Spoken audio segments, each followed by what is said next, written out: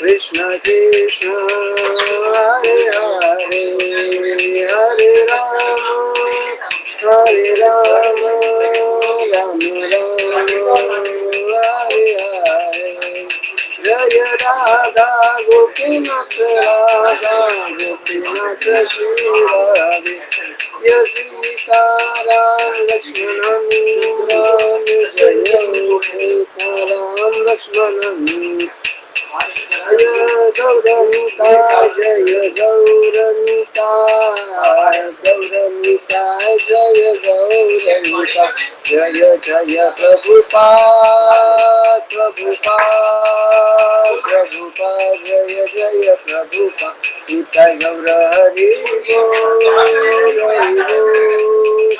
हरि बोल निताय गौर हरि बोल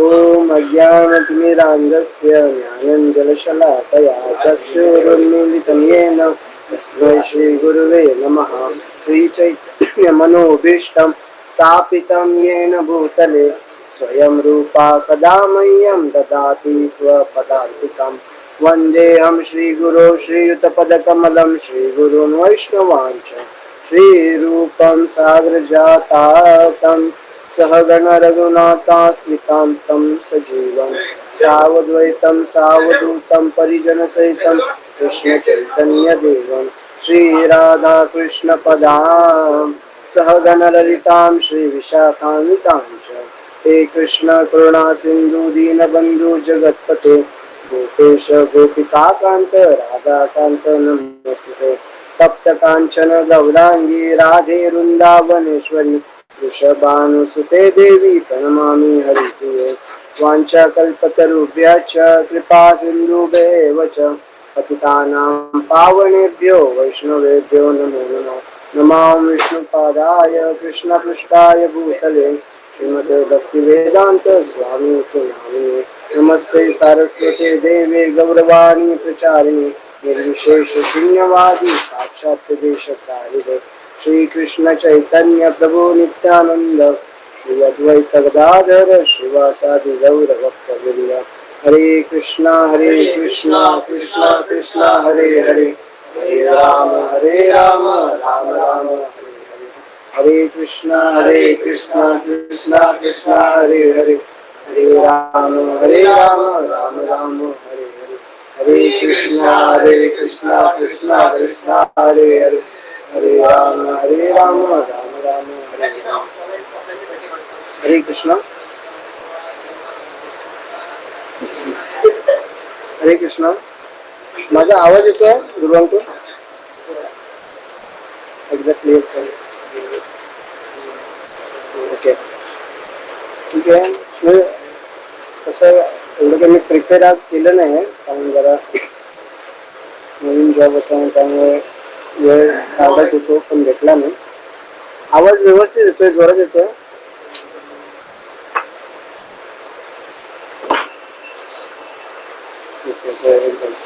ठीक आहे तर आधी आपण बघूया की तुम्ही जसे एवढे दिवस अटेंड करतायत तर म्हणजे काही शिकलात तुम्ही तर त्याच्यावर आपण चर्चा करू अजून क्लिअरली की काही डाऊट असतील तर ते आपण आज सॉल्व करायला प्रयत्न करू आणि जर काही नसेल तर काही टॉपिक्स आहेत माझ्याकडे सांगण्यासारखे पण ते छोटे छोटे तर ते मी पुढे कंटिन्यू करेन ठीक आहे तर गुरुवांकुर तुम्हाला काय आहेत म्हणजे डाऊट्स किंवा तुम्ही काय शिकलात काय तुम्हाला समजलं म्हणजे हे लेक्चर्स जे चालले आहेत आपले ते कसे आहेत त्याबद्दल थोडं बोला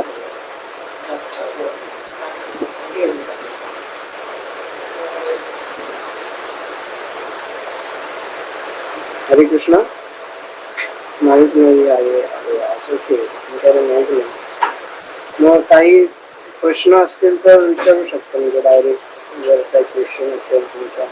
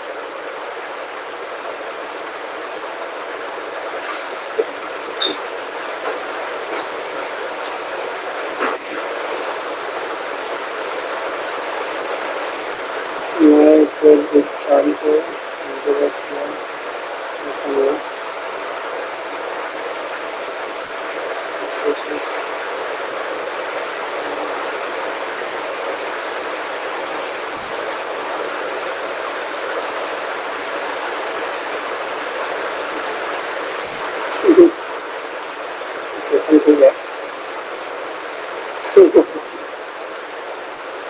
मुझे एक सजेशन आया है इधर.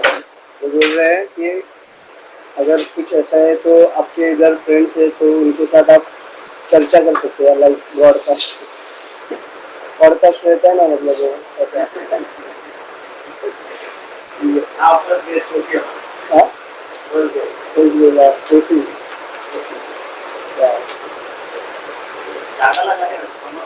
ठीक आहे. तर आपण प्रेमाबद्दल इकडे बोलू शकतो. आज दुर्वांकूर आहे. तर म्हणजे सध्या आता तेवढं सेटअप नाही आहे, सगळं करावं लागेल इकडे बसून वगैरे, आणि सगळ्यांना माहीत पण द्यावं लागेल पोचायला. म्हणून हा पण टॉपिक जो तुम्ही सांगताय तो सध्या शक्य नाही आहे. आपण प्लॅन करून तो करू शकतो पुढच्या वेळी, नेक्स्ट टाइम मध्ये. ठीक आहे. तर मग आपण आज कोण नाही आहे तर आपण प्रेमाबद्दल बोलू शकतो. म्हणजे सगळ्यांच्या ज्या थॉट्स आहेत, प्रेम म्हणजे काय असतं, प्रेम म्हणजे नक्की काय असतं ते. तर मी प्रिपेअर नाही केलंय. मी जे थॉट्स आहेत, जे स्क्रिप्चर सांगतं की प्रेम म्हणजे काय असतं, जे हे बाहेरचे सर्व जे आपल्याला दिसतात, आई वडील जे आपल्यावर करतात, जे आपल्याला वाटतं. आजकाल तर अशी सिच्युएशन झालेली आहे की आपण जर रिलेशनशिप मध्ये नसू तर आपण कोणतरी वेगळे आहोत असं वाटतं. म्हणजे आपण काहीतरी चुकीचं करून बसलो, मी रिलेशन मध्ये नाहीये. कारण लोकांचा आता म्हणजे असं विचार होतो, म्हणजे बोलताना पण असं तुझ्याकडे गर्लफ्रेंड नाही आहे वगैरे असं. म्हणजे काहीतरी आपण मिस करतो असं वाटतं. म्हणजे काही ओके, हा म्हणजे असं, हा असं फिलिंग येते की आपण काहीतरी मिस करतो. माझ्याकडे असं काहीतरी नाही आहे आणि आपल्याला ते अटॅक करत आहे. म्हणजे जे माताजीज वगैरे आपल्याला दिसतात वगैरे, आपण सगळ्यांकडे अट्रॅक्ट होतो सुंदर वगैरे असेल तर. आता ही जी आहे ती पहिली गोष्ट कशी आहे की जी प्रेमाची जी डेफिनेशन आहे, प्रेमाची जी व्याख्या यांच्या मनात मध्ये आहे ती ना खूप म्हणजे चुकीची आहे. चुकीची म्हणजे इन द सेन्स त्यांनी अजून कुठून घेतली आहे, चुकीची म्हणजे आली कुठून, तर ती आली आहे टीव्हीज मधून, मूवीज मधून. परत ती मूवीज मधून अशी, कारण मूवीज वाल्यांचा हेतू काय असतो, पैसा वगैरे कमवणं. मग ते काही कसंही एक्स्ट्रीम लेवलला दाखवतात, त्याला काही सेन्स नसतो. म्हणजे माया सेम थिएटर सारखी आहे. म्हणजे थिएटर मध्ये आपण जातो बघा, तर थिएटर मध्ये पहिलं काम माया म्हणजे समजलं ना, इल्युजन जे आहे, म्हणजे जे नाही आहे ते आहे असं समजलं. म्हणजे एवढे दिवस आपण जी चर्चा करतोय ते सर्व ह्या मायाबद्दल आणि भगवंतांच्या शक्ती कशा वेगळ्या आहेत, कसं रिअल वर्ल्ड वेगळं आहे, काय खरं आहे काय खोटं आहे, हे आपण चर्चा करतो. ते मायाच्या दृष्टिकोनातूनच करतो की लोकांना काय वाटतं आहे, पण रिअल मध्ये काय आहे तसं. मग जे माया आहे ना, ती पहिली गोष्ट काय करते माहिती आहे, माया थिएटर मध्ये गेलात तर तुम्हाला कळेल की माया काय करते, कसं करते. थिएटर मध्ये जर आपण गेलो तर तिकडे सगळ्यात पहिली गोष्ट काय करतात थिएटर मध्ये, जेव्हा आपण बसतो, जाऊन सीट घेतो आपली, जे आपण बुक केलं आहे, फॅमिली बरोबर गेलो आहे, पहिले आधी काय करतात तिकडे सर्व लाईट्स बंद करतात. म्हणजे पूर्ण काळोख म्हणजे तुम्हाला आता दुसरं काही दिसणारच नाहीये, पूर्ण काळोख. बरोबर ना.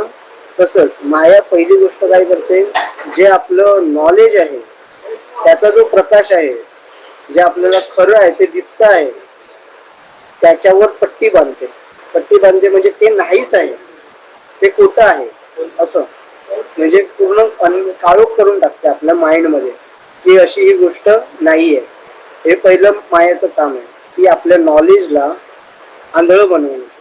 हे नाही, हा ती काही दाखवेल, कशी करेल, इंटरप्रिटेशन करेल, सगळं करेल, माइंड मध्ये सगळं हे चालू असतं, समोर हे चालू असतं. जे आपण बघतो, चार लोक करतात, आपल्याला वाटतं अरे हे हा करतोय ना, मग चांगलं असेल, मग हा खूप मोठा व्यक्ती आहे, चांगला पैसा कमवणार आहे, मग हा करतोय, चार लोक त्याला फॉलो करतात, मग आपल्याला पण त्याला फॉलो करायचं. हे काय, ब्लाइंडनेस, जसं मायाने क्रिएट केलंय ते. समजलं? असं. मग पहिल्या आधी काय, थिएटरमध्ये गेल्यावर लाईट बंद करायचं, सर्व लाईट बंद करायचं. त्याच्यानंतर एक पुढे प्रोजेक्टरवर फक्त तेवढा पिक्चर दिसत असतो, फक्त तिकडेच लाईट असणार, बाकी सर्व इकडे काळोख असतो. म्हणजे फक्त तेवढ्या एरिया जे ते दाखवणार ते आपल्याला बघायचं आहे. मग माया काय करते, पहिल्या आधी नॉलेज आपल्याला घालून टाकते, कारण आपण स्क्रिप्चर्स वाचत नाही, त्याच्यामुळे माया कशी काम करते, याची प्रोग्रामिंग या दुनियेची कशी झाली आहे ते माहीत नाही, कशी चालते ते माहीत नाही. मग त्यामुळे जे आपल्याला येत आहे मेंटल स्पेक्युलेशन, म्हणजे जे आपल्याला माइंडमध्ये वाटतंय, माइंडला वाटतंय की हे माइंडमध्ये वाटतंय की हे बरोबर असेल. आता हे कसं होतं, जेव्हा माइंड कसं काम करतं ते आपण बोललो की माइंड जो आहे तो जेव्हा आपण त्याला काय करत नाही, वारंवार त्याला ऑब्झर्व करत नाही, त्याचे जे रिपोर्ट्स आहेत. आता बघा, एक कंपनी आहे, कंपनी जर खूप ट्रान्झॅक्शन होत आहेत, काही इकडून ट्रान्झॅक्शन म्हणजे काहीतरी येत आहे, माल येतोय, माल जातोय, सगळ्यांना पगार आहे, परत दुसरे लाईट, इलेक्ट्रिसिटी, जर याचा जर आपण रिपोर्ट मेंटेन नाही केला कंपनीने, समजा रिपोर्ट मेंटेन नाही केला इयर ऑन इयर बेसिस या फिर क्वार्टरली बेसिस, जर रिपोर्ट नाही केला तर मला सांगा कंपनी चालू शकणार आहे का, म्हणजे जास्त वेळ? कारण तिला समजतच नाहीये. काय नाही समजत आहे की आमची ग्रोथ होते नाही, ग्रोथ होत आहे, मला इम्प्रूव्हमेंट कुठच्या पार्ट मध्ये करायचं आहे, बरोबर ना? काहीच समजणार नाही. म्हणजे रॅन्डमली बेसिसवर पुढचं वर्ष येणार, हा काय करायचंय, गेल्या वर्षी पण आपण हे केलेलं, किंवा आता मला वाटतं ते गेल्या वर्षीचं माहितीच पण असणार आपल्याला. आपली बुद्धी एवढी कमी आहे, आपल्याला काल काय खाल्लं आहे हे पण लक्षात नाहीये, बरोबर ना? मग एका वर्षा आधी आपण कुठचा डिसिजन घेतलेला, कुठच्या कारणामुळे घेतलेला हे पण माहित नसणार. मग जर कंपनीचे असे रिपोर्ट्स मेंटेन ठेवणं जर चालू केलं नाही, मेंटेन ठेवले नाही, तर त्यांना त्यांची ग्रोथ होते आहे, ग्रोथ नाही होत आहे, किंवा कुठच्या पार्टमध्ये आपल्याला इम्प्रूव्हमेंटची गरज आहे, काय करायला, मग काय स्ट्रॅटेजी ते वापरू शकतात. गेल्या वेळी आपण कुठच्या कारणामुळे ती स्ट्रॅटेजी वापरलेली आणि ती आता वर्क जाते आहे, ह्या वर्षी वर्क होणार आहे नाही होणार आहे हे समजणार नाही. त्यामुळे त्याची ग्रोथ थांबून जाणार आहे, किंवा ती सस्टेन पण राहणार नाही त्या लेवलला, ज्या लेवलला ती पहिली होती. असं आहे. मग तसंच आपलं माइंडचं आहे. माइंडला आपण जेव्हा त्याला ऑब्झर्व नाही करत आपण, म्हणजे त्याचे जेव्हा आपण रिपोर्ट्स नाही बनवत, रिपोर्ट म्हणजे काय, आपण लिहून ठेवत नाही की माइंड मध्ये काय विचार चाललाय, तो हा विचार कुठच्या कारणामुळे आलाय. मी माझा जो गेल्या वेळी जर परिस्थिती अशी झालेली, तेव्हा मी हा विचार आलेला का, तेव्हा मी कुठचा डिसिजन घेतलेला आणि तो कुठच्या बेसिसवर घेतलेला, हे जेव्हा आपण बघणार नाही, जेव्हा आपण ते नोट डाऊन करणार नाही. काही लोकांना सवय असते, खूप चांगली सवय असते की ते नोट्स म्हणजे आपली डायरी मेंटेन करतात संध्याकाळची, म्हणजे संध्याकाळचं ते लिहितात. इकडे VTA मध्ये पण काही आहेत आमचं, म्हणजे मला नाही येते सवय, पण ती चांगली. त्याने काय होतं की आपण जर ती डायरी नंतर आठवड्याभराने, महिन्याभराने जेव्हा आपण ती वाचू ना, तेव्हा आपल्याला समजेल की ती जी सिच्युएशन होती तेव्हा मी तो डिसिजन घेतलेला तो मी कुठच्या कारणामुळे, कारण तेव्हा आपण त्या झोन मध्ये असतो. म्हणजेच एक जर समजा तुम्हाला सांगायचं झालं, एक समजा जर गाडी आहे, गाडीच्या जर मी आत बसलो असेल तर गाडीला मी धक्का मारू शकतो का? नाही मारू शकत. जर गाडी बंद आहे तर मी आत बसून धक्का मारू शकत नाही, मला गाडीच्या बाहेर यावं लागतं आणि मग बाहेरून फोर्स लावावा लागतो, तेव्हा मग गाडी पुढे जाते ढकलून. सिमिलरली जर मी एका सिच्युएशन मध्ये फसलो आहे, एका सिच्युएशन मध्ये आहे आणि माइंड माझा त्या सिच्युएशन मध्ये काम करतोय, तर मी नाही समजू शकत की मी हा डिसिजन का घेतोय, कारण तिकडे खूप व्हेरिएबल्स असतात. हा इकडून ही गोष्ट आहे, मग त्यामुळे ही गोष्ट मी नाही करू शकत, दुसऱ्यासाठी ती गोष्ट त्यामुळे मी नाही करू शकत, बरोबर? मग त्यामुळे काय होतं,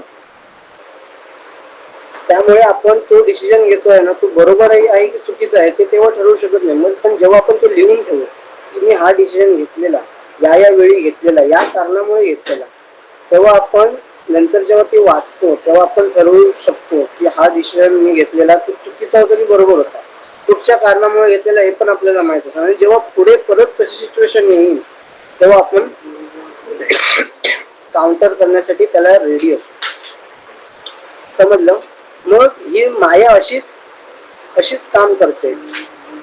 पहिल्यांदा आधी आपल्याला अंधकार देते, नॉलेज आपलं सगळं मुंडेन थिंग्स सगळं दाखवून काढून घेते आणि त्याच्यानंतर एक प्रोजेक्शन करते आपल्याला की असं केल्यावर असं होईल. पण ती माया आहे, ती फक्त इल्युजन आहे. तसं काहीच खरं होत नाही. जसं थिएटरमध्ये आपण बघतो, मूवीज बघतो, आपण तिकडे हसतो, मूवीज मध्ये हसायला येतं, जोक होतात, आपण हसतो, परत रडतोही. म्हणजे इमोशन्स तिकडे सगळे आपण हे होत असतो, म्हणजे एकदम त्याच्यामध्ये घुसून गेलेलो असतो. पण त्या रिअल असतात का?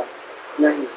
तसंच ह्या लाईफ मध्ये जे प्रेम आहे, प्रेम जे हे सर्व व्यक्ती ज्या माइंड मध्ये बसलेलं आहे त्यांच्या, हे सगळं असंच आहे की त्यांना खरं प्रेम काय आहे हे माहितीच नाहीये.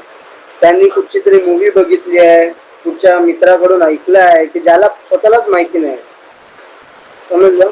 आणि आई वडिलांना पण काही म्हणजे ते प्रेम करायला समजतात, म्हणजे प्रेम करतात आपल्या मुलांवर, ते खरं प्रेम असतं. पण ते जे त्यांना सांगतात की तुला जर लग्न करायचं असेल तर कुठची मुलगी पाहिजे, कशी पाहिजे, मग ते प्रेम दाखवत नाही. मग तिकडे मग ते सगळ्या नियमावली लावतात की अशीच पाहिजे, मग तशीच पाहिजे, हीच पाहिजे, तीच पाहिजे. बरोबर ना? पण जो आपला मुलगा असतो तो कसाही असेल, आई जी मुलावर प्रेम करते ती कशीही असेल, तो काळा असेल, तो गुटका असेल, तो म्हणजे हँडिकॅप जरी असेल तरी ती त्याच्यावर प्रेम करते. पण जेव्हा वेळ मुलाच्या प्रेमाची येईल तेव्हा त्याच्यावर म्हणजे सगळे रूल्स अँड रेग्युलेशन लागतात. म्हणजे असं आहे. मग जे शिकवतात पण ना ते पण जे आपल्याला समजत आहे आणि जे शिकवतात ते पण चुकीचं आहे प्रेम. मग प्रेम आपल्याला आहे ना, जे खरं प्रेम आहे ते आपल्याला भक्ती करून समजतं. शास्त्रामध्ये आहे, म्हणजे प्रेम कसं करतात, कोणाशी करतात, समजलं? मग प्रेम आहे ना, अरे यार सॉरी. तर प्रेम आहे ना ते कसं आहे, प्रेम कशाला म्हणतात याचं आता जर समजा एक तुम्हाला उदाहरण देतो. एक हजबंड वाईफ असतात. हजबंड कामाला वगैरे रेग्युलर जातो तसा गेलेला असतो आणि त्या दिवशी त्याचा रिझल्ट येणार असतो, म्हणजे रिझल्ट प्रमोशनचा रिझल्ट येणार असतो, म्हणजे होणार आहे, नाही होणार आहे, इन्क्रीमेंट वगैरे असं. आणि त्याने घरी ऑलरेडी सांगून ठेवलेलं असतं या दिवशी माझं असं असं आहे. आता त्यांची जी वाईफ असते तर त्यांच्याकडे आधीच ऑलरेडी काही कॉन्टॅक्ट असतात, म्हणजे त्यांच्या हजबंडच्या जे एम्प्लॉईज आहेत त्यांच्याबरोबर काम करतात, मग त्यांचे कॉन्टॅक्ट असतात. मग त्यामुळे ना ती आधीच ना फोन करून विचारते, म्हणजे हजबंड घरी यायच्या आधी फोन करून विचारते की काय लागला रिझल्ट वगैरे असा.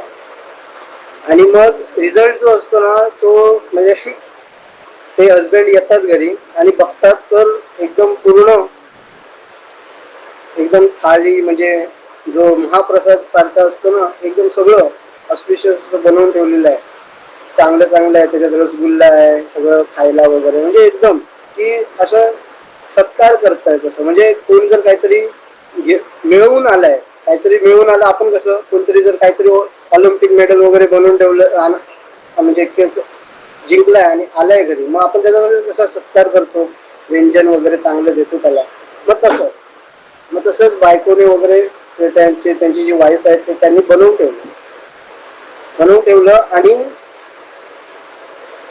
काय होतं की ते रिझल्ट तर त्यांचा जो प्रमोशनचा असतो तो त्यांना प्रमोशन नाही भेटत.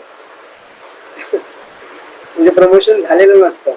पण हे सगळं बघून ना ते हळूच सांगतात की नाही झालं, माझं प्रमोशन नाही झालं. म्हणजे बायकोला सांगतात की तुम्ही जे हे करून ठेवलं आहे माझं प्रमोशन नाही झालं. पण बायको जे सांगते ना ते सुंदर असतं. बायको काय सांगते त्यांना की तुमचा रिझल्ट काही असो, तुम्हाला प्रॉफिट होऊ दे, लॉस होऊ दे, किंवा तुमचं प्रमोशन होऊ दे नको होऊ दे, तुम्ही कुठच्या सिच्युएशन मध्ये असाल, चांगल्या असत वाईट असाल, पण त्या सिच्युएशनमुळे मी तुम्हाला तुमच्यावर प्रेम नाही करत आहे. तुमचं जे प्रमोशन होत आहे, प्रमोशन झालं आहे म्हणून मी तुमच्यावर प्रेम करेन असा विषय नाही. किंवा नाही झालं तर मी म्हणजे काही बनवणार नाही, तुमचं तुम्ही बघून घ्या, असं नाहीये. मी तुमच्यावर प्रेम करतोय, तुमच्या सिच्युएशन, तुमच्या बॉडीली कन्सेप्शन्स याच्यावर नाही, याच्यावर नाही. बरोबर. मग यालाच बोलतात एक म्हणजे प्रेम बोलू शकतो या गोष्टीला, जी आई आपल्या मुलावर करते. जसं मी सांगितलं तसं की मुलगा कसाही असो, आईला आपला मुलगा प्रिय असतो. भले चार चौघात तो मारामारी करून येऊ दे, चांद्यात टवाळ्या करून येऊ दे, बाकीची सगळी पब्लिक त्याला म्हणजे जुमानू दे न जुमानू, पण आईला तो प्रिय आहे. आई आई त्याच्यावर तेवढंच प्रेम करते. जरी त्याने प्रॉपर्टी जरी मागितली लास्टला म्हातारपणी, तरी आई हसत हसत द्यायला तयार असते सगळं काय. मग आई जे प्रेम करते ना, ते खरं प्रेम आहे. समजलं? ते खरं प्रेम आहे. की आपण जर कोणावर प्रेम करतोय म्हणजे आपण त्याच्या बॉडीली कन्सेप्शनने इकडे जे प्रेम करतायत ना, ते त्यांचं सांगतो तुम्हाला ते कसे प्रेम करतात. ते जाणार बाहेर बघणार, दिसतायत सुंदर दिसतात, हा सुंदर, ही नाही ही माझी नाही, ही माझी आहे, कारण ती सुंदर आहे, तिच्याकडे सगळं आहे. म्हणजे काही लोक आहेत तर ते काय बघतात, अरे त्यांच्याकडे पैसा आहे, असं आहे त्या. म्हणजे परत बॉडी, कोणाची बॉडी चांगली आहे, बॉडी बिल्डर आहे त्यांच्याकडे, बरोबर ना. ह्या सगळ्या गोष्टींमुळे लोक अट्रॅक्ट करतात. आणि मग त्या अट्रॅक्शनमुळे त्यांना काय वाटतं, हे जे मी अट्रॅक्शन माझं जात आहे त्यांच्या प्रती, तर तेच प्रेम आहे. आणि मग पुढे जाऊन जेव्हा हे अट्रॅक्शन जाऊन पुढे कमी होतं, म्हणजे कमी का होतं, तुम्ही जर बघाल तर कुठची जर नवीन गोष्ट करायला गेला तर ती सहज, म्हणजे आपण एक दोन किंवा आठवडाभर, 2 आठवडा जर नवीन मोबाईल घेतलाय, समजा एक नवीन मोबाईल आलाय, तुम्ही घेतलात तो मोबाईल, तो घेऊन झाल्यावर त्याचं जे अट्रॅक्शन असतं ते पुढचे काही 1-2 आठवडा चालणार. त्याच्यानंतर दुसरा कोणतरी नवीन मोबाईल येतोय किंवा तोच मोबाईल आहे ना, तो वापरून वापरून आपलं अट्रॅक्शन कमी होतं. अट्रॅक्शनचं असं आहे, तुम्ही जर बघा, तुम्ही जर कुठचा कोर्स करताय, आता कम्प्युटर सायन्स खूप लोकांनी केलाय, म्हणजे खूप कॉलेजमध्ये ऍडमिशन घेतो आपण, कॉलेजमध्ये जाताना मजा येते, अरे आज मजा येणार आहे, आठवडाभर आपण खूप ह्या माइंड मध्ये पण अरे मजा आहे, तर नंतर बोरिंग वाटायला लागतं, बरोबर. अशा गोष्टी असतात. मग त्यामुळे हे जे बॉडीली कन्सेप्शनच्या गोष्टी आहेत, ते पहिल्या पहिल्या आपल्याला आनंद देतात. आणि मग त्याच्यातून जेव्हा आनंद संपतो पुढे जाऊन एक लेवलला, मग तेच ते बर्डन वाटायला लागतं. आणि मग ही जी व्यक्ती असते, मग तिकडे भांडणं होतात. आजकाल आपण बघतो की डिवोर्स रेट हा एवढा वाढलेला आहे, म्हणजे आता आपण कॉम्पिटिशन मध्ये येणार आहोत काही वर्षांमध्ये, म्हणजे बाहेरच्या देशांच्या, त्यांना आपण टफ देणार आहोत कॉम्पिटिशनच्या बाबतीत, डायव्होर्स रेटच्या बाबतीमध्ये. हे काय होत आहे, हेच बघून की याच्याकडे पैसा आहे, याच्याकडे कुठची तरी गोष्ट आहे जी माझ्याकडे आली, ती जी गोष्ट आहे ती माझ्याकडे आली किंवा ती व्यक्ती माझ्याकडे आली, तर माझा रुबाब वाढणार आहे, मला काहीतरी आनंद भेटणार आहे, माझं काहीतरी होणार आहे, माझं स्वार्थ आहे इकडे. लव म्हणजे स्वार्थ कधीच नाहीये, हे समजून घ्या की लव म्हणजे स्वार्थ नाहीये, बरोबर. मीपणा सोडून द्यायचं आहे पूर्णपणे. हे जे बाहेरचे जे सर्व आहे ते म्हणजे जे भक्तीमध्ये नाहीये, ते प्रेम कसं करतात ह्या सर्व गोष्टींमुळे. एखाद्या व्यक्तीबरोबर मला आनंद व्यतीत करता येईल, म्हणजे सेक्शुअल आनंद असू शकतो, परत दुसरा कुठचा आनंद असू शकतो, मग त्या गोष्टींमुळे ते म्हणतात हे प्रेम आहे, सगळं आहे. आणि मग नंतर रस, जसा च्युइंगम आहे, च्युइंगमचं एक एक्झाम्पल आमचे आचार्य खूप फेमस देतात की च्युइंगम आहे, तो पहिल्यांदा चावताना त्याचा रस येतो, आणि मग नंतर तो आपण किती पण चावतो, किती पण एकदम चाव चाव चावतो, बट रस संपलेला असतो. तसं हे सगळे हे आहे. मग रस बघून, कुठच्या तरी सौंदर्य बघून जर आपण कोणावर प्रेम करतो, कुठच्या तरी त्याचं चांगलं, काही काही लोक म्हणतात अरे किती चांगला बोलतोय, अरे किती सुंदर आहे, अरे वेल्दी आहे, सगळं आहे म्हणून. आणि मग जेव्हा ती परिस्थिती पुढे जाऊन बदलते किंवा त्याच्यातून रस कमी होतो, आणि होतोच कमी, पुढची व्यक्ती तशीच राहणार नाही, बरोबर.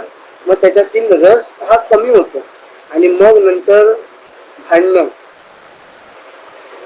भांडणं का? तर रस गेला, आता मजा संपली, सगळं आनंद गेला त्याच्यातून. मग आता काय? एक्सपेक्टेशन, तो आनंद मिळवण्यासाठी. एक्सपेक्टेशन कशा? मला जो आनंद पाहिजे होता तुमच्याकडून तो आता भेटत नाही, मग आता मी एक्सपेक्ट करणार तो आनंद तुमच्याकडून, बरोबर. म्हणजे जर समजा कोणाला पैसा हवा असेल, पैशासाठी कोणासाठी दुसऱ्याशी लग्न केलं आणि नंतर त्याची काही वेळाने नोकरी गेली किंवा काहीतरी फायनान्शियल क्रायसिस झालं आणि पैसा आता येत नाही रेग्युलरली त्याच्या हातात, आणि दुसरी विषय कसा असेल, दुसऱ्याच्या अपेक्षा पण वाढत जातात दिवसेंदिवस. आता जर समजा कोणाकडे काहीच नाही तर त्याला फॅन हवा असतो गरमीमध्ये, ज्याच्याकडे फॅन आहे त्याला कूलर हवा असतो, म्हणजे आता थंड तरी हवा येऊ दे. ज्याच्याकडे कूलर आहे त्याला एसी हवा असतो.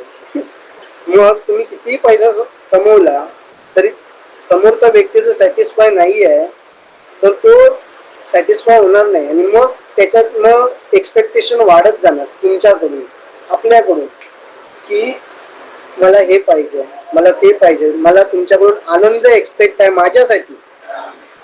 आता इकडे पण मी पण आहे, कोणासाठी आनंद एक्सपेक्ट आहे? माझ्यासाठी. आणि मग तो जेव्हा भेटत नाही, तेव्हा वादविवाद होतात, की मी तुम्हाला हे करायला सांगितलं का नाही केलं, मी तुम्हाला ते करायला सांगितलं का नाही केलं, बरोबर, मला याची गरज आहे एवढं तुम्हाला सांगून समजत नाही, म्हणजे अशी सर्व भांडणं असतात. आणि मग ते पुढे जाऊन एक्स्ट्रीम लेवलला पोचतात आणि मग डायव्होर्स समजलं.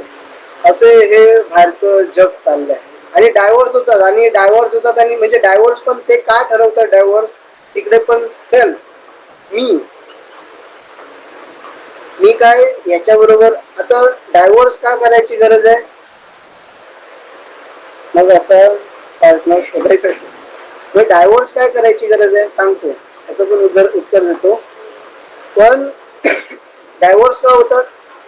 एक्सपेक्टेशन मॅच होत नाही, मग वादविवाद, जसं काय असतं, हळूहळू ताणतणाव वाढत जातो प्रत्येक गोष्टीमध्ये. तसा अजून मग ते एक एक्स्ट्रीम लेवल क्रॉस होते.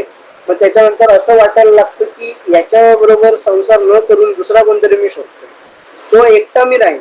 म्हणजे आता बघा, आता जर आपण सिंगल आहोत, मी सिंगल आहे आता, दुर्वांकूर मला माहित नाही, दुर्वांकूर प्रभूजी, पण जर सिंगल आहे तर आपल्याला काय वाटते, आता ज्यांच्याकडे गर्लफ्रेंड आहे ते खुश असतील, म्हणजे दुसऱ्याचं सुख, ह्याला काय बोलतात माहित आहे, हे काहीतरी एक शब्द आहे, म्हणजे हिअरिंग.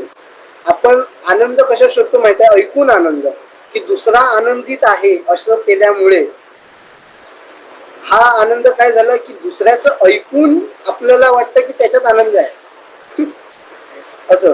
मग त्यामुळे आपलं आता लग्न समजा झालं नाहीये किंवा आपल्याकडे आता कोणाकडे गर्लफ्रेंड वगैरे असा विषय नाहीये, मग त्यांना काय वाटतं माझ्याकडे गर्लफ्रेंड येईल आणि मी सुखी होईल.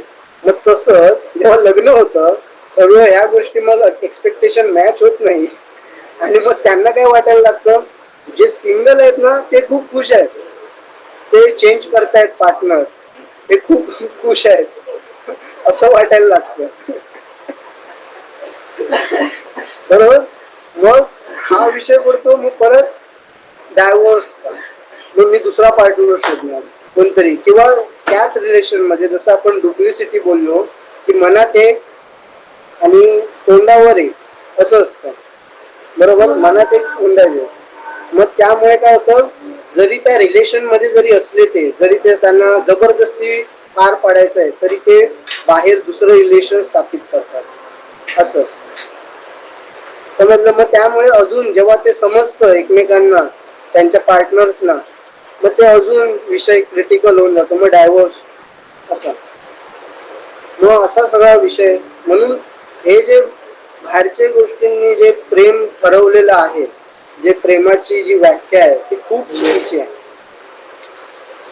जे स्पिरिच्युअलिटी मध्ये प्रेम आहे, जे ह्याच्या आध्यात्मिकतेमध्ये प्रेम जे शिकवलं जातं, त्याची व्याख्या पूर्ण वेगळी आहे.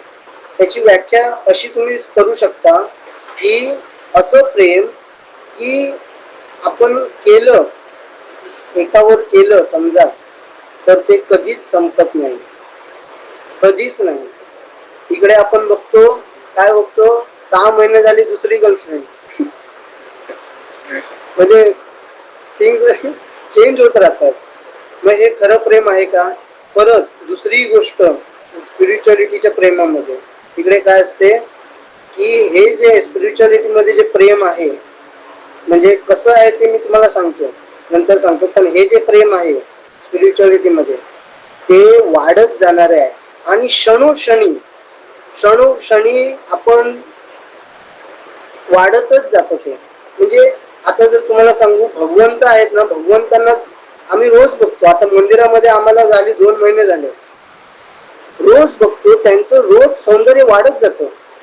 म्हणजे ते तर तसेच काही पोझिशन चेंज नाही करत, कपडे पण ऑलमोस्ट काही आठवड्यांनी म्हणजे सिमिलरच ड्रेस असतो त्यांचा, सगळं काय.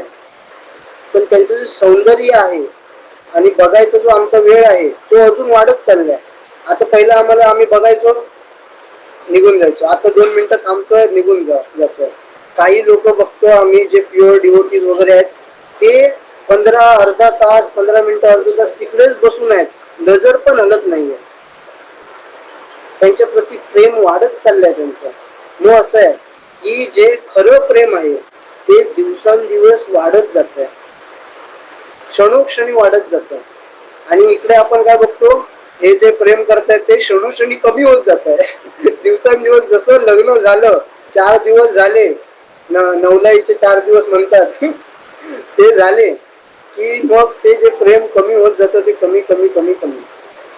आणि मग दुसरं, आणि मग पहिला रूल ब्रेक होतो की एकाच बरोबर म्हणजे प्रेम होतं. मग समजा एका व्यक्तीबरोबर प्रेम झालं तर दुसऱ्या व्यक्तीबरोबर प्रेम होण्याची शक्यताच नाहीये.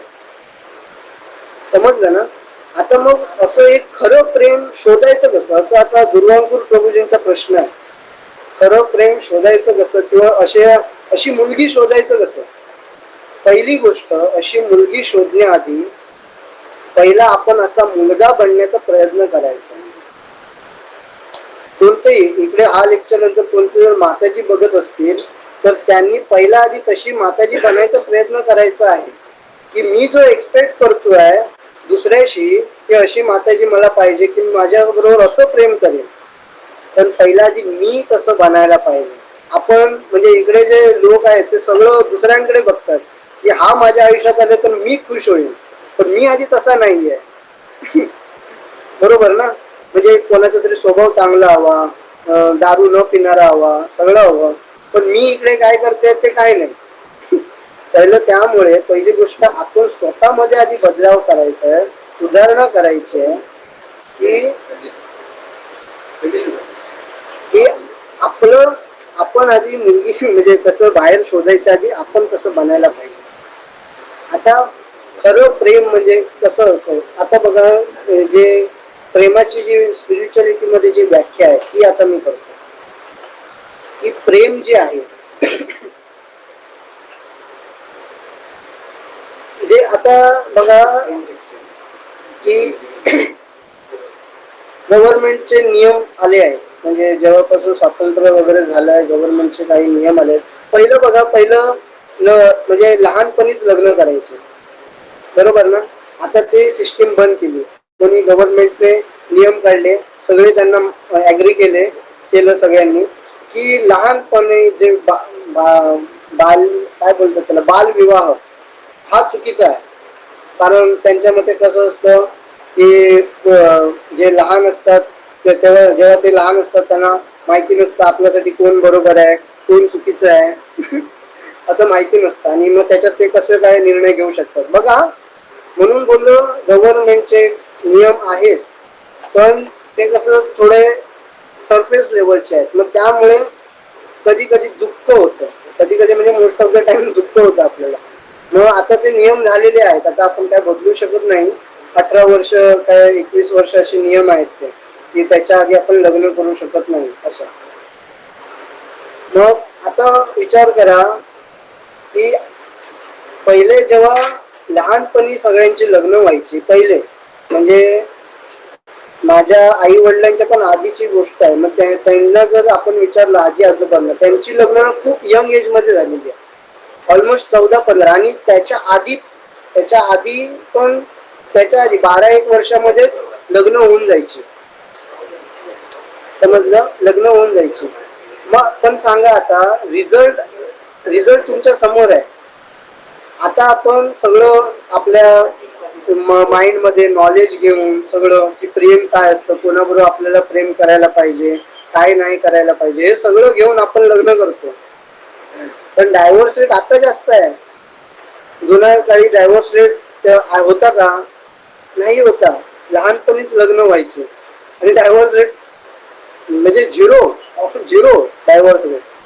पण आज आपण बघतो, आपण सगळं विचार करून, आपण जेव्हा तारुण्यात येतो सगळं विचार करायला लागतो आणि आता आपण लग्न करतो, पण डायव्होर्स रेट वाढला आणि आता वाढतच जातो अजून. मग कुठचं योग्य होतं?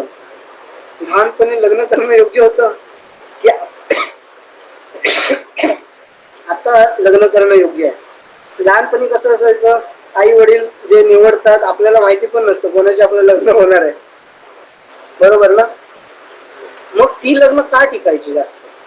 लहानपणीची लग्न आपल्याला माहिती पण नाही माझं कोणाबरोबर लग्न होणार आहे, त्याचा स्वभाव कसा आहे, तो काळा आहे, गोरा आहे, लंगडा आहे, बुट्टा आहे, जाडा आहे, काही माहिती नाही. तरी पण ती लग्न टिकत होती. आणि आता आपण सगळं बघतो आहोत, आपण चूज करतो. आपण आई वडिलांना सांगतो तुम्ही नाही करायचं, मी माझा घ्यायला डिसिजन मोकळा आहे, मला 21 वर्ष झालेलं आहे, मी घेऊ शकतो. मी डायव्होर्स का होत आहे? बरोबर ना? मग विषय कसा आहे की लहानपणी म्हणजे जुन्या काळात जी लग्न व्हायची लहानपणी, ती असं लस्टला बघून, ह्याला बघून, त्याला बघून नाही, ती सेवाला बघून, सेवे म्हणजे सर्व्हिस. खरं प्रेम ते आहे, सेवा. कसं आहे ते तुम्हाला पुढे सांगतो, पण सर्व्हिसला बघून. म्हणजे काय करायचे, जेव्हा लग्न आपापसात आई वडील ठरवायचे की या मुलाशी माझं, जेव्हा लहान मुलगी असतात तेव्हा आई वडील ठरवायचे आणि मग लग्न व्हायचं त्यांचं आधीच व्हायचं, म्हणजे लहानपणीच व्हायचं लग्न, खूप लहान असताना. पण ते एकत्र नाही राहायचं. लहान असताना लग्न व्हायचं, पण मुलीच्या घरी, मुलगा मुलाच्या घरी. लग्न झालेलं आहे लहानपणी, समजत नाही, मुलगा आणि मुलगी मधला फरक समजत नाही, आणि तरी लग्न झालेलं आहे. विचार करा. पण काय ते ही माता जी असेल ती आपल्या घरी, ते प्रभू जे असतात ते आपल्या घरी.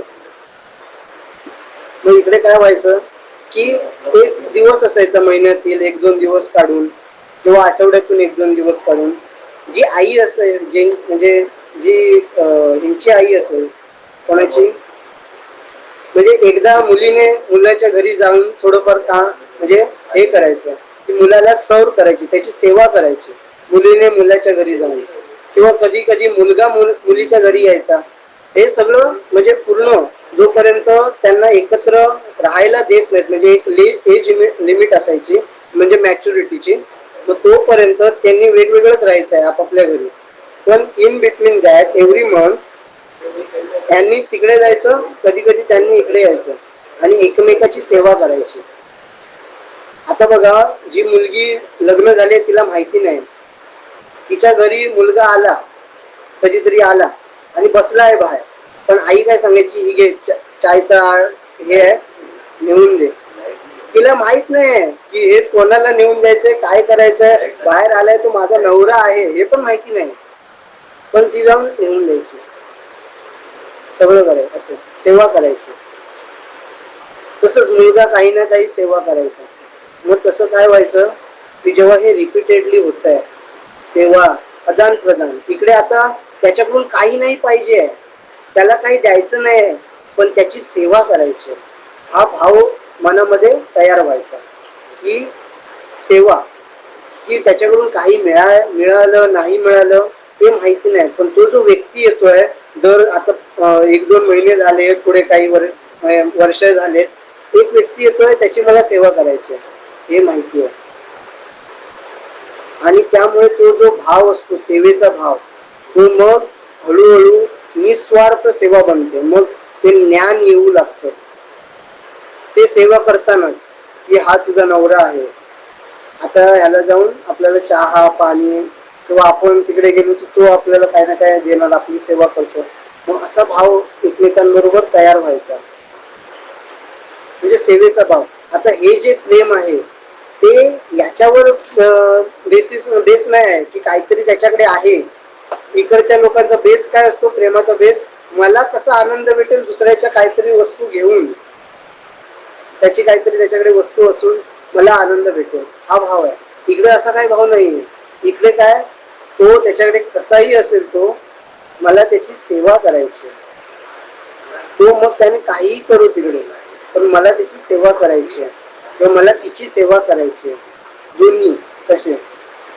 मग त्यामुळे काय, हे जे प्रेम आहे, नंतर जे पुढे एवढी वर्ष आपण सर्व करतो एकमेकाला, नंतर जे एकत्र राहू लागतात, म्हणजे की एवढं की जसं मी बोललो, पहिलं एक्झाम्पल दिलं सगळ्यात पहिलं की नवरा बायकोचं, की त्याचं प्रमोशन होणार असतं आणि ते होत नाही.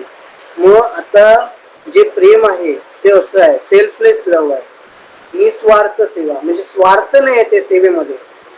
बाकीच्या इकडेच्या सेवेमध्ये काय स्वार्थ आहे, मी जर काहीतरी करतोय, तुझी सेवा करतोय, आपण कामाला जातो, मी कामाला जातोय ना, मग मला पगार द्या, स्वार्थ आहे. मग तिकडे काहीच स्वार्थ नाहीये. मग असं जेव्हा प्रेम तयार होतं नंतर, मग तो कसाही असो, मला लाईफ लॉंग सेवा करायची आहे, आणि मला तो काही त्याच्याकडून मिळो न मिळो, आपलं काम काय आहे, सेवा करणं, आणि ह्याला प्रेम म्हणतात. निस्वार्थ सेवा म्हणजे प्रेम. प्रेम दुसरं काही नाही, काय, निस्वार्थ सेवा. ज्या व्यक्तीशी तुम्ही लग्न करताय त्याची निस्वार्थ सेवा करणं, एक्सपेक्ट न करणं,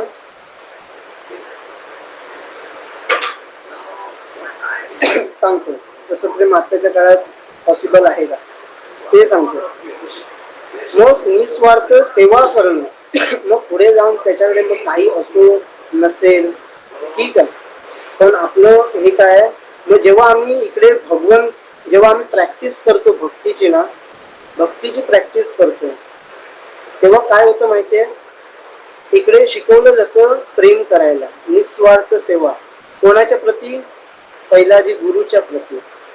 गुरु असतात, आता आमच्या खूप सेवा इकडे लावलेल्या आहेत, इकडे आम्ही मंदिरामध्ये आहोत ना, खूप साऱ्या इकडे बेसच तो आहे की सेवा करणं. मंदिरात काय जायचं आहे, सेवा करणं बस.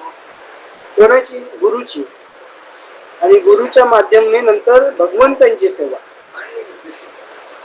समजलं. मग आपल्याला ते प्रेम, मग जेव्हा गुरु बद्दल आपल्याला प्रेम येतं, मग तो जो बोलेल ते खरं. म्हणजे मी खूप वेळा बोललो आहे की गुरु जे बोलेल ते फायनल वाक्य आहे, खूप लेक्चर्स मध्ये मी बोललो आहे.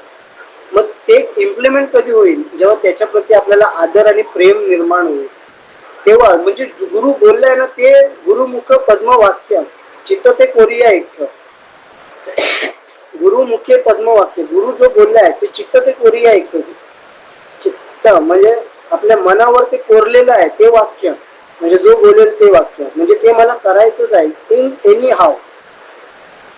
जसं प्रभुपादांनी केलं, काय केलं, गुरुंनी त्यांच्या बोललं, गुरु त्यांचे प्रभुपादांचे बोलले की बाहेर जाऊन पाश्चिमात्य देशांना प्रचार करा, कारण त्यांची इंग्लिश चांगली होती. ते लास्ट पर्यंत, म्हणजे तुम्ही युट्यूबला सर्च करू शकता, त्यांचा लास्ट व्हिडिओ आहे, म्हणजे जेव्हा ते डिपार्च होत होते, म्हणजे जग सोडून जात होते तेव्हाचा पण व्हिडिओ आहे. तेव्हा ते तेच करत होते. त्यांनी काय केलं, म्हणजे गुरुने काय सांगितलं, पाश्चिमात्य देशांना म्हणजे प्रचार करा आपल्या याचा भक्तीचा, त्यांना समजू दे भक्ती काय आहे कसं आहे. मग ते तिकडे गेले. लास्टच्या म्हणजे मरणाच्या एकदम शेवटच्या क्षणापर्यंत बेडवर आहेत. हाताला असे म्हणजे हात लावला तरी हाडं लागतायत, जरा पण मासचा विषयच नाही आहे, एवढी लास्ट स्टेज आहे. आणि ते त्याच्यात ट्रान्सलेशन करतायत, म्हणजे भागवत आणि भगवद्गीतांचं ट्रान्सलेशन करतायत, असा विषय. मग गुरुने जे बोललं आहे ते आपल्याला, आणि ते काय सेवा, कशामुळे होतं, सेवेमुळे. आणि मग जेव्हा आपला हा भाव येतो की मला सेवा करायची आहे, मला गुरुकडून काही नाही पाहिजे, मला गुरुकडून एक पैसा नाही पाहिजे. आपण कोणाचं काम केलं तर पैसा मागतो, बरोबर. मग इकडे गुरुचे कितीही कामं केली, तिकडे सगळ्यांचा स्वभाव तो आहे.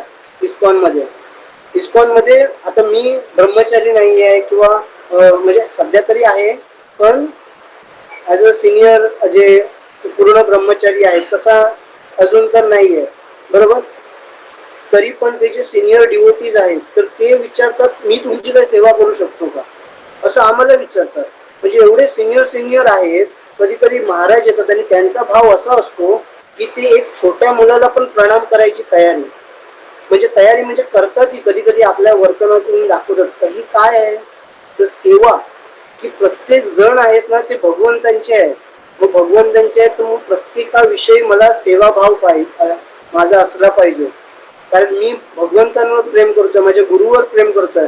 मग गुरूंसाठी सगळं काही सेम आहे, गुरूंना सर्व काही प्रिय आहे, कारण श्रीकृष्णांचे सर्व आहेत. मग सगळ्यांना गुरु प्रिय, म्हणजे गुरूंना सगळं काही प्रिय आहे.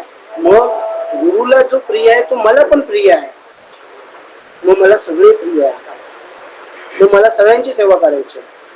आणि मग त्याच्यातून एक रुपया पण घ्यायचा नाहीये, आणि असा भाव पण असला नाही पाहिजे की मला काहीतरी भेटणार आहे याच्यातून. पण इव्हेंच्युअली जेव्हा आपण सेवा करतो तेव्हा बोलतो आपण सेवा आहे तिकडे मेवा आहे, बरोबर ना. कारण श्रीकृष्ण बघत असतात सगळं काय.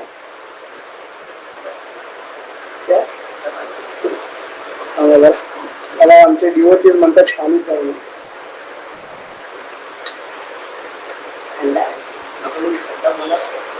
तर सेवा जेव्हा आपण करतो तेव्हा श्रीकृष्ण आपल्याला सगळं काही देतात. कारण आता सेवेचं मी तुम्हाला एक हे सांगतो, स्टोरी सांगतो, शॉर्ट स्टोरी आहे. म्हणजे जर समजा आपल्याला जर काहीतरी मिळवायचं आहे, मोठं सगळं असं श्रीमंत व्हायचं आहे, इकडे माणसं काय करतात श्रीमंत व्हायला, चांगली नोकरी करणार, बिझनेस करणार, हे करणार ते करणार, सगळं करणार, बरोबर ना. खूप काही ना काही करणार श्रीमंत होण्यासाठी, खूप प्रकारे प्रयत्न करणार. पण समजा एक गरीब आहे, एक भिकारी आहे, तो दरवेळी भीक मागतोय कोणाकोणाकडे, आणि त्याच्याकडे म्हणजे तो रस्त्यावर भीक मागतोय, म्हणजे रस्त्यावर सोडा, जरा स्टोरी चेंज करूया आपण. एक असा भिकारी आहे, पण तो एका म्हणजे एक त्याला घर दिसतं, तो म्हणजे मोठं घर असतं, त्याच्या घरात जातो, एकदम बंगला, म्हणजे अंबानीचं घर समजाय अंबानीचं घर आहे, आणि अंबानीच्या घरात जातो तो, आणि काय काम आहे का विचारतो, काही काम आहे का. मग ते सांगतात हा आहे, हे इकडे झाडू मार, इकडे पोचा मार, ठीक आहे. आणि मग चालेल, झालं काम, म्हणजे झालं काम. आणि मग ते अंबानी येतो, अंबानी म्हणतो हा तुम्ही उद्या या, उद्या बघूया तुमचं, म्हणजे पैसा काही दिला नाही, पण उद्या या तुम्ही, उद्या बघूया. तो मग उद्या येतो, परत मग त्याला काही ना काही काम सांगतात, असे महिनाभर होऊन जातो, त्याला एक रुपया पण भेटत नाही. काय एक रुपया पण भेटत नाही त्या व्यक्तीला, फक्त तो सेवा करतोय, निस्वार्थ सेवा. म्हणजे तो एक्सपेक्ट करून आलेला, पण तो आता निस्वार्थ सेवा करतोय, म्हणजे कशी तरी तो करतोय, निस्वार्थ सेवा करतोय. त्याच्यावरून तो आता महिनाभर त्याला सवय झाली, आता नाही आता देणार नाही, पण तो येतोय दर दिवशी येतोय, रोज सेवा करतोय, झाडू मारतोय, हे करतोय ते करतोय, जातोय. पण विचार करा, जर समजा अंबानीला जर त्याला काही द्यायचं विचार आला त्याच्या मनात, अंबानीला, तर किती देऊ शकतो तो अंबानी? आहे लिमिट काय? डायरेक्ट ब्लँक चेक देईल, टाक नंबर काय ते, बरोबर ना? त्याची सेवा बघून अंबानीच्या मनात हा आला, भाव आला की ह्याला काहीतरी देऊया, तो डायरेक्ट ब्लँक चेक देईल. आता विचार करा, जे भिकारी एवढे दिवसभर सगळीकडे जाऊन काम करून, किंवा म्हणजे भिकारी म्हणजे कोणतरी भिकारी म्हणजे असे भिकारी नाही, कोणतरी कामावर वगैरे आहे, तो काम करतोय, तो किती कमवतोय आणि हा किती कमवू शकतो? याची लिमिट आहे. किती नंबर टाक, कारण तो अंबानी आहे. अंबानीची कितीतरी करोड डायरेक्ट अमाऊंट टाकली त्याला भेटली एका क्षणात. पण इकडे काय आहे, इकडे 5,000 25,000 1,00,000 महिन्याचे कमवतात आणि श्रीमंत कधीच नाही बनत. बरोबर ना? मग तसं आहे, निस्वार्थ सेवा जेव्हा आपण भगवंतांची करतो. आता इकडे तर अंबानी आपण बोललो, अंबानीच आपल्याला एवढा पॉवरफुल बनवू शकतो, श्रीमंत बनवू शकतो. मग विचार करा, भगवंत तर सगळ्यात श्रीमंत आहे. मग त्यांची जो निस्वार्थ सेवा करतोय आणि भगवंतांच्या मनात जर समजा आलं ह्याला काहीतरी द्यायचं आहे, किती देऊ शकतात? समजतंय? मग तसं आहे. त्यामुळे निस्वार्थ सेवा असं नाहीये की काय भेटत नाही, सगळं आहे ते निस्वार्थ सेवेमध्येच आहे. सॅटिस्फॅक्शन निस्वार्थ सेवेमध्ये आहे, सगळं काय आहे, आनंद आहे, सगळं आहे त्याच्यात निस्वार्थ सेवेमध्ये. म्हणून इकडे जो इस्कॉन मध्ये जो सर्वांचा भाव आहे तो सेवेचा भाव आहे, निस्वार्थ सेवेचा भाव आहे, आणि तेच प्रेम आहे. आणि हे जो निस्वार्थ सेवेचा भाव आहे तो दिवसेंदिवस वाढत जातो. सेवा आपण करतो, आपल्याला आनंद भेटतो, कारण इकडे काही एक्सपेक्टेशन नाही आहेत. तिकडे कसं एक्सपेक्टेशन मोडतात, त्यामुळे आपल्याला आनंद कमी होत जातो. इकडे एक्सपेक्टच काही करायचं नाही, आपल्याला फक्त त्यांनी सांगितलं करायचं, त्यांनी सांगितलं करायचं, कीर्तन करायचं, हात वर करायचे, नाचायचे, हे ते करायचं, आनंद घ्यायचा, प्रसाद घ्यायचा, काही टेन्शन नाही, काय हे नाही. समजलं? हे निस्वार्थ सेवा झाली आणि याच्यामध्ये खूप आनंद भेटतो. कारण मी एखाद्याचं काहीतरी करतोय, पण मी काही एक्सपेक्ट नाही करत आहे, मी काहीच एक्सपेक्ट नाही करत आहे. समजलं? म्हणजे राजा कोण झाला? समजा राजा हा कोण, राजा कोण झाला नक्की? तो का आपण ज्याची सेवा करतोय तो राजा झाला. तो एक्सपेक्टच काही करत नाही, जो आपलं म्हणजे जर आपण कोणाचे काम करतोय, कोणाचं काम करतोय, पण आपण एक्सपेक्टच करत नाही, म्हणजे मी सगळं सॅटिस्फाय आहे, मला काय गरज नाही, पण मला करायचं आहे, माझी ड्युटी आहे म्हणून मी करतोय, माझा धर्म आहे म्हणून मी करतोय. मग हा खरा राजा झाला, कारण याच्याकडे सॅटिस्फाय म्हणजे हा सगळं आहे, याच्याकडे सगळं आहे, सॅटिस्फाय आहे हा व्यक्ती म्हणजे. बरोबर ना? मग खरा राजा हा झाला जो सेवा करतोय. म्हणून मग असं आहे, हे खरं प्रेम आहे. आणि जेव्हा आपण हे प्रेम भगवंतांवर करतो, म्हणजे पहिला आधी गुरूंवर, कारण भगवंत आपल्या कॉन्टॅक्ट मध्ये तेवढे राहू शकत नाही सध्या. आपण जेव्हा प्रॅक्टिस करू तेव्हा ते राहतात, आपण त्यांना रिमेंबर करतो, सगळं हे करतो, मग तेव्हा ते राहतात, पण सध्या नाही. कारण आपण जेव्हा नवीन आता जर कोण इकडे पण बघा, मटेरियल लेवलमध्ये जर कोणाशी आपल्याला संबंध स्थापित करायचे असेल, कोण अननोन पर्सन आहे आणि त्याच्याशी आपल्याला प्रेम करायचं असेल, तर इकडे पहिले लोक काय करतात, त्यांना काहीतरी देतात, त्यांच्याकडून काहीतरी घेतात, ददाती प्रतिगृह्णाती. नंतर त्यांच्याशी गुह्यम बाते जे असतात, गुह्यम बात म्हणजे काय, प्रायव्हेट गोष्टी शेअर करतात, मग त्याच्यासून रिलेशन बिल्ड होतं. मग हे आपण आता डायरेक्टली भगवंतांशी नाही करू शकत, मग आपण ते गुरूंप्रती करतो, कारण ते आपल्या कॉन्टॅक्ट मध्ये असतात, आपल्याला समजतात, आपल्याला जाणतात. मग आपले काही प्रायव्हेट गोष्टी असतात ते आपण त्यांचे शेअर करतो, त्यांना काहीतरी देतो, त्यांच्याकडून काहीतरी घेतो, मग त्यांच्याप्रती आपल्याला प्रेम तयार होतं, निस्वार्थ सेवेचं, निस्वार्थ सेवा होते. आणि मग तसं झालं की आपल्याला भगवंतांची कृपा भेटते, कारण ते आपल्याला कृपा प्रदान करतात भगवंतांची, की भगवंत हा माझा माणूस आहे, माझा व्यक्ती आहे हा. मग भगवंतांची प्रेम आपल्याला करतात.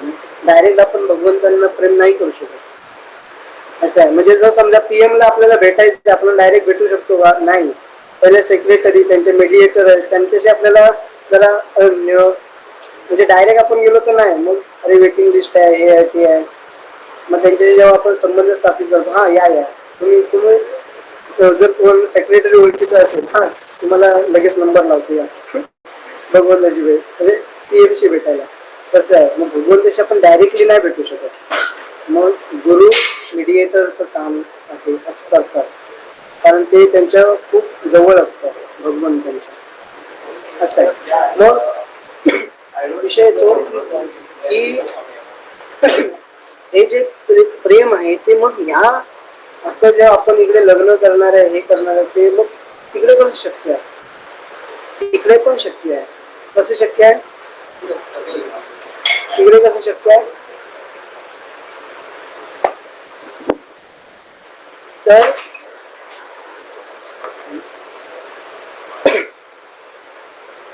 जेव्हा आपण हे भगवंतांवर प्रेम करतो, जेव्हा आपण गुरूंवर प्रेम करायला लागतो, तेव्हा आपल्याला सगळं जग आपलं वाटायला लागतं. म्हणजे हे जे सोडून आलेले आहेत ना सर्व ब्रह्मचारी, आपल्याला वाटतं हे सगळं सोडून आले आहेत, आपलं घरदार सगळ्याचा त्याग केलाय, आता त्यांची कोण फॅमिली नाही आहे. असं नाही आहे, आता त्यांची पूर्ण जग फॅमिली आहे. पहिले त्यांचे कोण नवरा बायको म्हणजे बायको असेल किंवा मुलं असतील, आई वडील असतील, एवढी 4-5 लोकांचं कुटुंब होतं, पण आता त्यांचं कुटुंब पूर्ण जग आहे. असं मग ते सगळ्यांवर प्रेम करतात, सगळ्यांवर. असं आहे. मग जेव्हा जेव्हा मी पण भक्तीमध्ये आलो ना, म्हणजे मला अजून भक्ती निस्वार्थ सेवा हा अजून भाव काय आलेला नाहीये, पण थोडी थोडी काय नाही इकडे थोडीशी टेस्ट मध्येच जेव्हा आपण नियोग करत असतो, जरा जरा टेस्ट भेटत असते. त्या लेवलची नाही, एकदम थोडीशी टेस्ट भेटत असते की त्या लेवलला कशी टेस्ट असू शकेल अशी.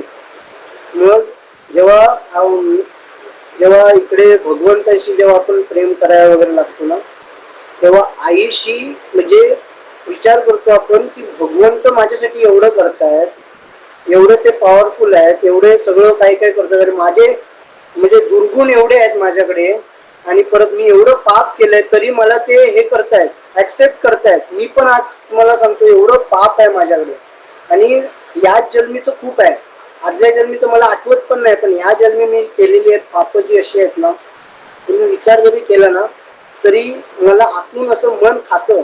आणि नंतर तरी पण माझा असा विचार येतो की तरी भगवंत मला इकडे राहायला देत आहेत, मला दर दिवशी दर्शन देत आहेत, मग किती कृपाळू आहेत. मग विचार करा, माझी आई तिने माझ्यासाठी काय काय केलंय लहानपणापासून, माझे वडील त्यांनी काय काय केलंय माझ्यासाठी.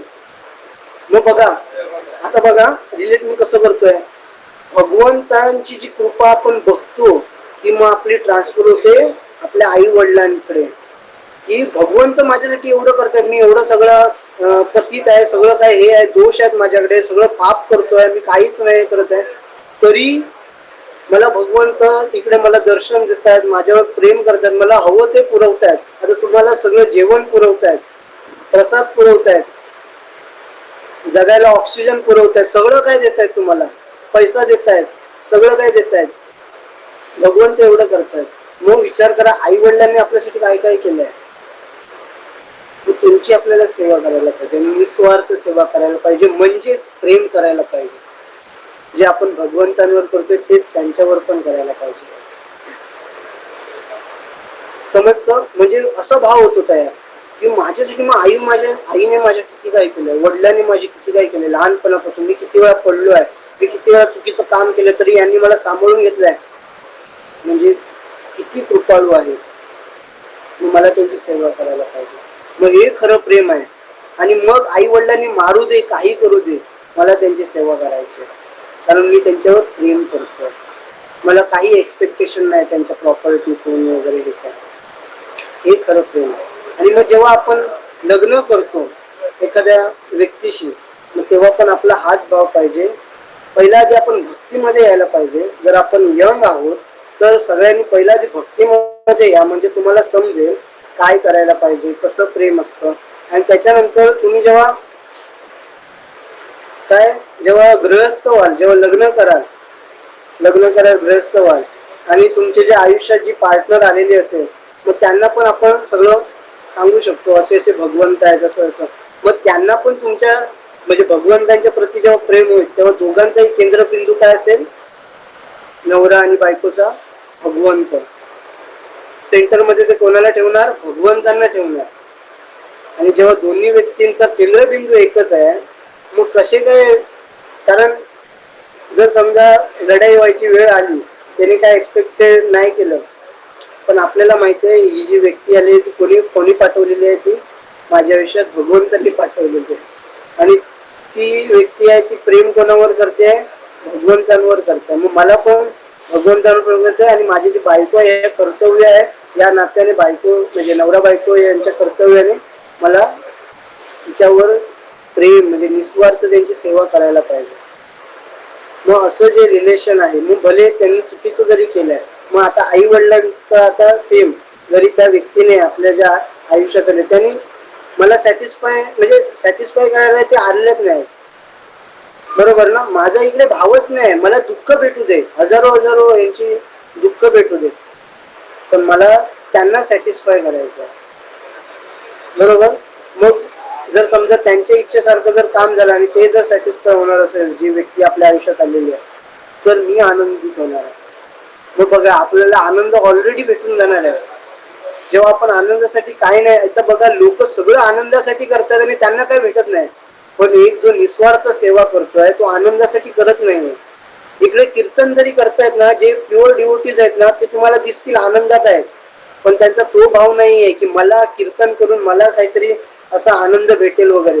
ते काय विचार करताय की कीर्तन करून भगवंतांना आनंद भेटेल, आणि भगवंत जर आनंदित झाले तर मी आनंदी, कारण भगवंतांवर मी प्रेम करतोय, मग ते आनंदित तर मी आनंदीच आहे, बरोबर ना? जसं मुलगा आनंदी झाला, आई काय म्हणते? तू काही कर पण आनंदी राहा, हे वाक्य ठरलेलं असतं आईचं, बरोबर ना? काही करतो आयुष्यात पण आनंदी राहा. मग तुम्ही जर आनंदी राहाल तर आई आनंदी राहणारच आहे, कारण आईचं सॅटिस्फॅक्शन त्याच्यात मुलाचा आनंद आहे. मग तसंच त्या व्यक्तीला जेव्हा आपण सॅटिस्फाय करू, जरी आपल्याला काही दुःख भोगावी लागतील, त्या कारणामुळे काही सॅक्रिफाईस करावे लागतील त्यांच्या सुखासाठी, खूप वेळा अशी परिस्थिती होती की कॉम्प्रोमाइज करावं लागतं, काही गोष्टींना सोडावं लागतं दुसऱ्याच्या आनंदासाठी, पण त्याच्यात पण आपल्याला आनंद भेटतो. मग बघा, जे मग सांगितलं, बाकीचे लोक आनंदाच्या शोधात आहेत, त्यांना आनंद भेटत नाही, आणि भक्तीमध्ये आनंदाच्या शोधात नाही आहेत, त्यांना आनंद सहज भेटून जातो. आणि हे खरं प्रेम आहे. आणि मग आनंद भेटतो, मग ते प्रेम वाढतच जाणार आहे आणि अनलिमिटेड. समजलं दुर्वांकुर प्रभू? काही डाऊट्स असतील तर म्हणजे एखाद दुसरा प्रश्न आपण घेऊ शकतो, कारण वेळ होऊन गेलेला आहे.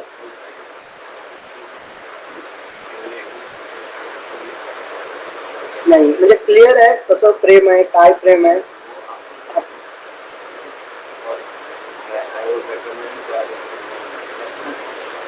कसा वाटला आजचा सेशन? मी प्रिपेअर नाही केलेला, पण म्हटलं आता तुम्ही एकटेच आहात तर मग सांगूया प्रेमाबद्दल. मस्त असं आहे. मग आपल्याला खरा आनंद शोधायचा गरज नाहीये, तो ऑलरेडी भेटून जातो. जसं मी सेवेचं उदाहरण केलं, सगळ्यात श्रीमंत व्यक्ती तो बनू शकतो जर त्याची कृपा, म्हणजे ज्यांच्यासाठी तो सेवा करतो त्याची कृपा जर झाली आपल्यावर, तर सगळ्यात आनंदी कोण आहे, सगळ्यात श्रीमंत कोण आहे? तो व्यक्ती आहे. हे आपल्याला समजायला पाहिजे, हे लोकांना समजतच नाही. आयुष्यभर आनंदाच्या शोधात, प्रेमाच्या शोधात हे ते करतात, प्रेम भेटत नाही, आनंद भेटत नाही, काहीच भेटत नाही.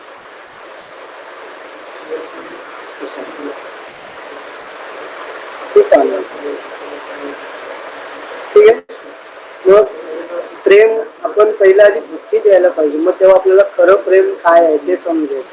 आणि जेव्हा आपल्याला प्रेम करेल, आपला पूर्ण विचार करा, आपण पूर्ण जगावर प्रेम करणार आहोत, तर ती जी व्यक्ती तुमच्या आयुष्यात येणार आहे विचार का नाही करू. आणि ती पण सिलेक्ट करायचा विषय असेल तर त्याच्याबद्दल अजून तर आम्हाला अजून तेवढी ट्रेनिंग नाही दिलेली आहे की कसं सिलेक्ट करायचं, पण मोस्टली आई वडिलांना ठरवण्याचा प्रयत्न करायचा की आई वडील तुम्ही जे ठरवाल त्याच्याशी मी करीन असं. आणि जर ऑलरेडी जर असेल तर ठीक आहे, कोणाची जर काय ऑलरेडी असेल तरी त्यांच्याशी त्यांना सर्व समजावून सगळं हे करून, समजावण्याचा प्रश्नच नाही. इकडे दुसरी व्यक्ती जरी समजा ती डिवोटी नाहीये, एक व्यक्ती जर अशी आहे आपलं लग्न झालं तिच्याशी, ती डिवोटी नाहीये, ती भक्ती कधी माहितीच नाहीये, ते माहितीच नाही, तरी पण तिने काही करू दे मग, तरी पण तुमचा भाव कसेल त्याला मला सॅटिस्फाय करायचं. मग त्यामुळे तुमचं रिलेशन कधीच तुटणार नाही, कारण ती तिकडून ताणत जाणार. कारण ती जर भक्तीमध्ये नाही आहे, कॉपरेशन नाही माहिती आहे तिला, मग ती सगळं ताणत जाणार. म्हणजे ती कुठे कुठे भांडणं हे शोधत जाणार. पण तुम्ही इकडून तुमचा भाव काय तिला सॅटिस्फाय करणार ना, मग तिच्या होला हो करणार, तिला सॅटिस्फाय करायचं. मग तिने जरी ताणत गेली एका साईडून असं ताणत गेली, तुम्ही असं रिलीज करत जाणार, मग ते रिलेशन टिकून राहणार. म्हणून भक्ती खूप इम्पॉर्टंट आहे. सगळ्यांचं सोल्युशन भक्तीमध्येच आहे. तुम्ही बघितलं तर आता आपण एवढे पॉईंट डिस्कस केले या लेक्चर मध्ये, जसं नाही बाहेर आधीच्या लेक्चर मध्ये रिझल्ट काय आला की भक्ती आपल्याला सगळं काही देते. सगळ्यांचं सोल्युशन फक्त एकच आहे, भक्ती. भक्ती केली आपण, भगवंताची सेवा केली, सगळं ठीक आहे. मग त्यामुळे आपल्याला भक्ती करायला पाहिजे. इस्कॉन मध्ये एकदा कधीतरी वेळ भेटेल, उद्या रविवार आहे, येऊ शकता. म्हणजे ज्यांना वेळ आहे वगैरे, जो तुम्हाला पण वेळ असेल तर तुम्ही येऊ शकता, भगवंतांना भेटू शकता. म्हणजे आपण भेटत नाही भगवंतांना, भगवंतांची इच्छा होते की मला हा येऊन भेटू दे, म्हणून मी भेटतोय त्यांना. आपण तेवढे काबिल नाही आहोत. भगवंत कोण आहे, बरोबर ना. ते येताना आपल्याला कितीतरी काम देऊ शकतात. अरे माझं हे काम आहे, माझं ते काम आहे, माझं हे आहे, मी आज तिकडे गेलो, मी आज तिकडे गेलोय.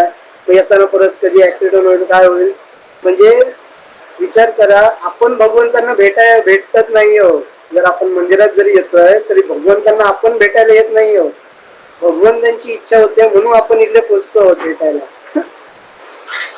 असं सगळं भाव आहे. उलट सगळं तुम्हाला सांगू, जेव्हा भक्तीमध्ये आलो ना, हे जग पूर्णपणे उलट आहे. म्हणजे जे बघतायत, जे बोलतायत, ह्याच्या पूर्ण ऑपोजिट चालत आहे हे जग रिअल मध्ये. नाहीतर हे सगळ्यांना जसं चालतंय ते त्यांना सरळच वाटतंय. ठीक आहे, हरे कृष्णा. हा व्हिडिओ रेकॉर्ड झालाय का?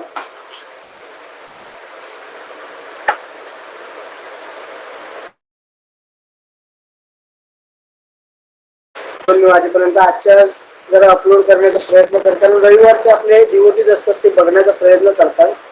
बाकीचे त्यांना काम शनिवार म्हणजे सोमवार ते शनिवार काम असतं, मग त्यामुळे त्यांना भेटत नाही असं माझा अंदाज आहे. त्यामुळे जरा होत असेल तर प्रयत्न कर, नाही तर चालेल, सोमवारी चालेल, जसं तुला वेळ भेटेल तेव्हाही चालेल. ठीक आहे अंतर प्रभू, दिवंकर प्रभू.